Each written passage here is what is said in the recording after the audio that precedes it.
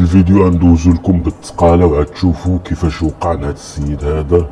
سبحان الله مكتاب عليه انه غيعيش وغيكمل الحياة.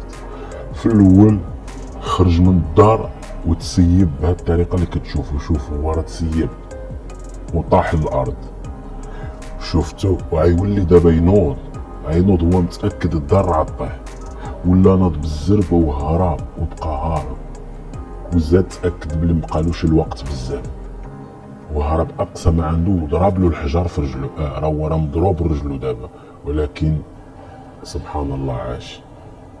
سبحان الله، يعني هادشي ترى هاد الشي كيشد في الخاطر. وهادو راه ماتو بزاف، الله يرحم.